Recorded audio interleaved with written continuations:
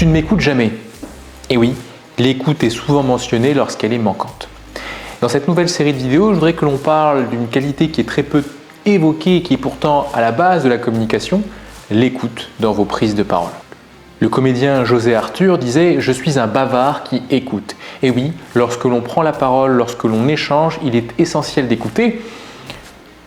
Paul Claudel, le poète, lui disait que l'œil écoute. Lorsque vous parlez, vous pouvez également être attentif à votre public et cela va demander en général de s'appuyer sur d'autres sens que la seule ouïe, mais aussi sur le regard. La qualité d'écoute est bien sûr un processus interactif. Il nous faut, lorsque l'on prend la parole, être attentif à l'écoute de l'autre, l'écoute que le public a de nos propos, mais aussi à notre propre qualité d'écoute qui, sous l'effet du stress, peut diminuer, peut être moins efficace. Ainsi, savoir écouter, c'est bien sûr savoir s'écouter soi, mais aussi savoir écouter l'autre. L'objectif d'une bonne écoute, c'est donc de rester centré sur l'autre sans s'oublier soi.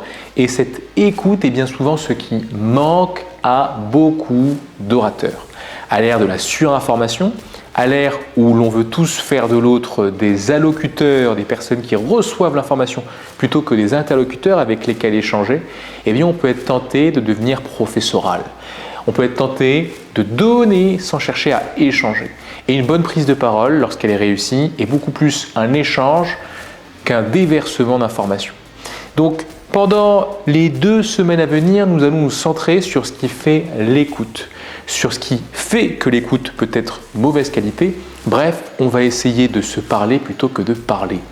On va faire en sorte d'avoir un échange plutôt que d'avoir quelque chose de descendant. Et je vous assure que quand vous faites cet effort-là, de vous centrer sur l'autre, et donc d'être attentif à l'autre quand vous parlez, vous ne parlez plus de la même façon.